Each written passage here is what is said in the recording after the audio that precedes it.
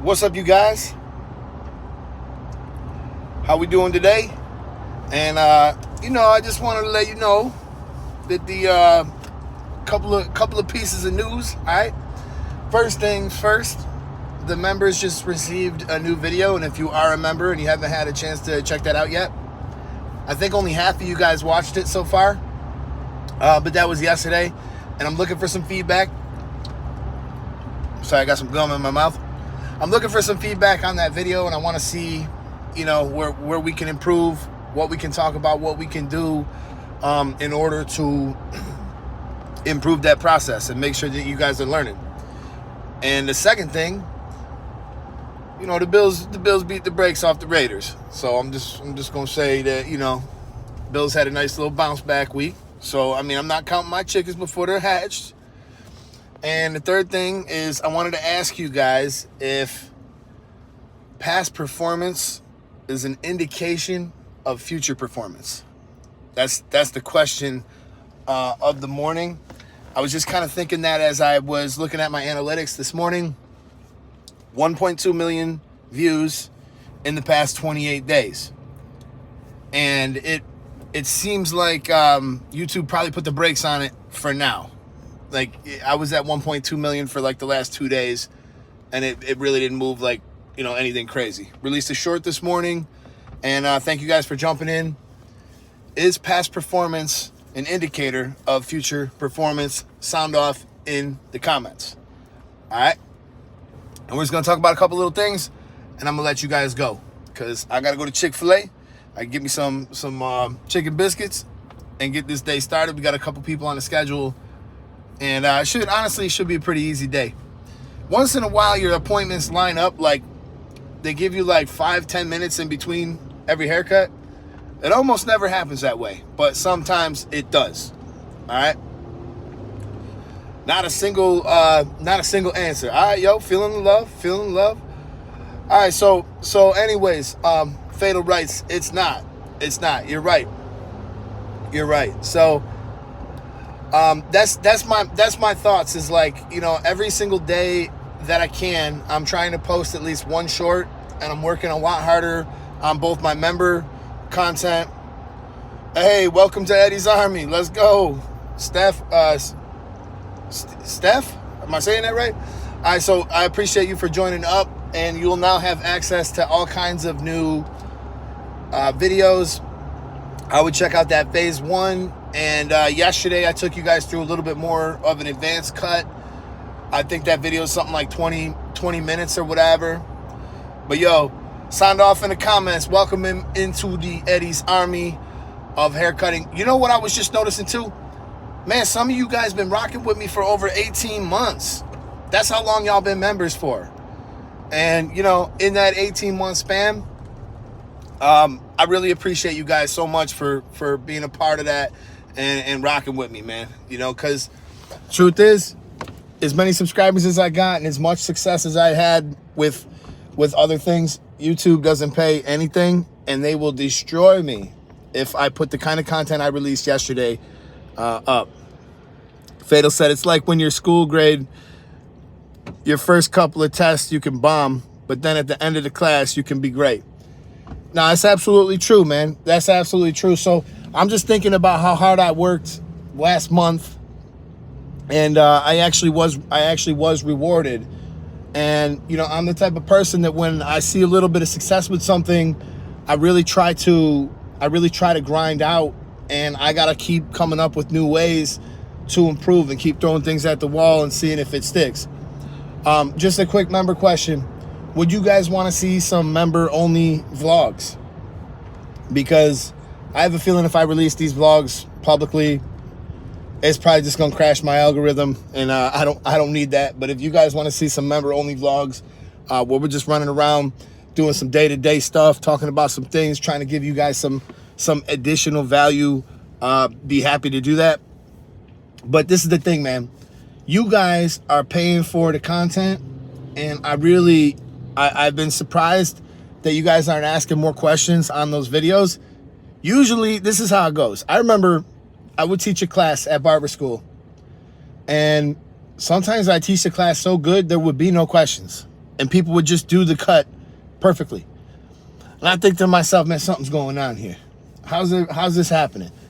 And once in a while, you know, I'll put them words together in just the right way that everybody kind of understood exactly what I was talking about. And I specifically remember the graduated haircut.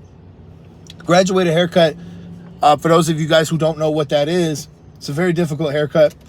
And if you guys look at the video that I have on it, somehow that video absolutely blew up. Who would have thought that such a simple haircut, in my mind? But anyhow, it's a difficult haircut to learn, and it was difficult to interpret from miladies. Like, whoever wrote that might as well have been writing hieroglyphics. I've been cutting hair my whole life, and I don't even know 100% if that's what they meant when they put that in there. But I'm going to tell you guys a story. Most of the time I would teach that class, I would be over there helping every single student the entire way through. You know, like they would just need tons of help to get through that class. I remember one time I taught the class. I'm telling you, this was like a class of 20. Everybody did it perfect. I would teach it, demonstrate it, and then I would try to go around and help. But I didn't really have anybody to go around and help. They all executed that cut to my satisfaction. And I thought to myself, like, today I was the communicator that I always wanted to be. That's what's up there. So just because you get good at cutting hair does not mean that you're going to be a good communicator and that you're going to be good at teaching somebody something. I realize that a lot of the skills that I have are in communication, and you know, it's just being able to try to put myself in that position of not knowing, so that I can help get you guys out of it. So that's about it, man. I just wanted to tell you guys that. And there's probably 2 more things I'd like to mention. I might do phase 3, cutting the top first, because it's a little bit more digestible, a little bit easier. And then I'll probably circle back to doing the clipper over comb and the shear over comb videos after that. Those are a pretty heavy lift. So those are some difficult ones. But the good news is clipper over comb and shear over comb are the only, I think this is true. I think they're the only 2 real techniques that you can perfect on a mannequin. I know that you can practice fades on a mannequin, but you can't really get the feel for a haircut on a mannequin like that. But with clipper over comb, you can, and with shear over comb, you can. And if you want to get the most out of my class, I'm going to find you guys the right mannequin, because you can't have synthetic hair. I'll put it in the description on a future short or on a video or something for you guys. But if you want to get the most out of this, you have to get a mannequin. I would encourage you to get one and work your way through it with me. And if you guys want, leave this in the comments. I'm even willing to potentially do a live Zoom class with all of you guys who are members, and we could all do the haircut together. What would you guys think about that? Y'all like that idea? Sound off in the comments.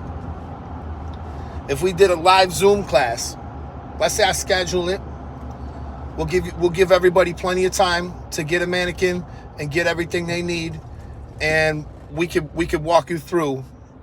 We could walk you through something. Whatever it is you guys want to learn, if it's clipper over comb, shear over comb, if it's, you know, a fade, we can walk you through something. Or if you guys are crazy like that, if y'all are crazy like that, we could walk you through both clipper over comb and a fade. But this is the thing.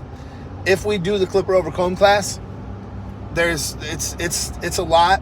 It's a lot to digest, because the way I typically will end that class is by asking you guys to do a flat top. If you guys do a flat top, that's probably the best form of practice that you can do for clipper over comb. So if you guys are into that idea, the more I think about it, the more I'm into that idea. That would be cool. I'd be able to get to see all you guys. I'd be able to see all your faces. If we did this on a live Zoom call, you guys set up your phone so I could see you and your mannequin, and I can try my best to help you, you know, through video, just like we do in the classrooms. And I will cut right alongside of you guys, and I will be able to point out some of the things that I see you guys, struggling with. Because that's really how most classes go. I demonstrate something. My classes are almost always hands-on. Every time I fly to do a class, every time I do a class for Gamma, wherever I go, I think it's really important to do hands-on classes. I find it boring to just listen to somebody talk and demonstrate without being able to put my hands on something and trying it myself. Because me and my attention span is like, my attention span can be good for like some things, but like when somebody's doing something that I feel like I can do, I just got to get my hands in there. And, I want to give it a try. And that's why I try to make all my classes hands-on like that. So, anyhow, y'all, I hope you guys are having a good day. Make it a good Tuesday. Show up early, leave late. If you ain't built your chair yet, this is the last piece of advice I'm going to give to you. Even if nobody's watching, even if nobody comes, I'm going to tell you why. Because the moment you leave, I can't tell you how many times a client's probably going to walk in. Or the moment you want to leave, I can't tell you how many times a client's probably going to walk in. And if that client walks in and wants to give you money every 2 weeks for the rest of your life, you just missed that opportunity. And if they have family and friends that they bring with them, then you miss the opportunity to grow. I mean, think of this thing like a tree, and every client is a tree, and every tree has branches that lead you to other parts. That's kind of the way I look at it. You get that client, you go for it.